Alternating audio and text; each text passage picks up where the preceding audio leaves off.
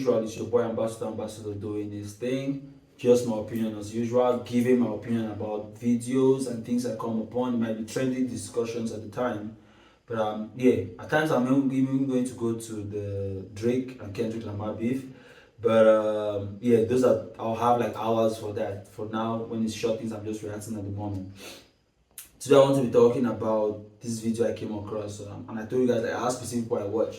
The Vozi Timbakwayos, the Sagurus, at the Penwell, mostly those African thought leaders, but as you see, Saguru is not African, but he has certain insightful and, should I call it, thought-provoking lines and arguments which I watch, and as an African I appreciate it differently. So he mentioned the video will be sharing where he's saying that we are not that special. So yeah, don't think you are that unique.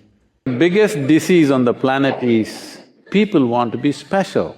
If you just come to terms to simply be ordinary as you are, in a way you've already taken a huge spiritual step, that you have come to terms with the nature of your creation, that you're just ordinary, you're not trying to be special. Being special means you're trying to be one-up on somebody all the time, which has been taught to you from kindergarten. Are you first or second, what? See, when you want to be number one, which is a most special place that people are looking for, what it means is you somewhere enjoy other people's inabilities and sufferings. It's not about you blossoming into your full-fledged life, it is about being one-up on somebody all the time. But this is not the nature of life. This is the nature of a poor intellect, a very poor intellect which desperately wants to prove it is special. You're just one in a billion of people. When I mean a billion, I mean about almost 8 billion people now on the earth. You're just one. There's that God complex at times we have where we feel like we are special, you are the unique person who will do this to save the world. Yeah, there is that motivation we need to feel like we are special and there's only something which you can do which is true. But they also feel that everybody also has something special like that in them, which makes that you're special not that special, because everybody is special, if that's your perspective of being special.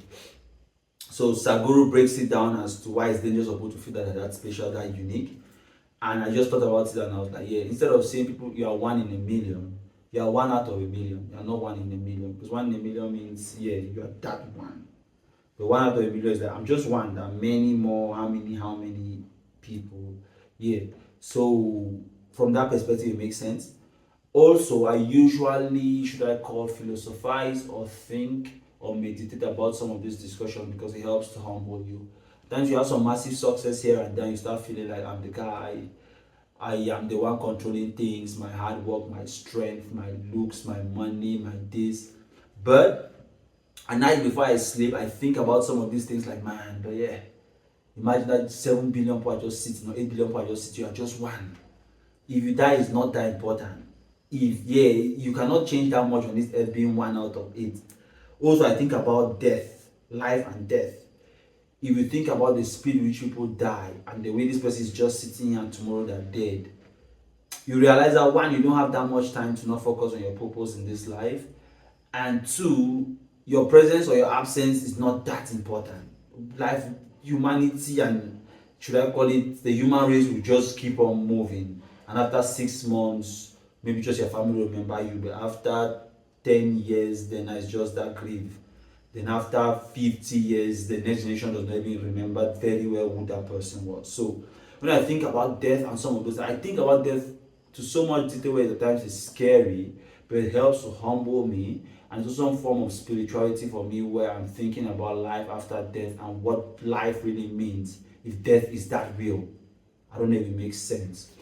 So watching this Sangruja, I was thinking about those things. And yeah, I always tell people, like, as an African, I'm not very religious, but I'm very spiritual, because religion has not done too well for Africa, but spirituality was our strength, if we really know what African spirituality was about. So I'm more of that.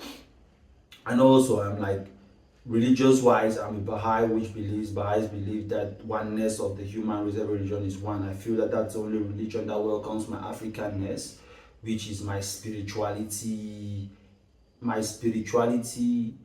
as an African, despite the global world I'm in.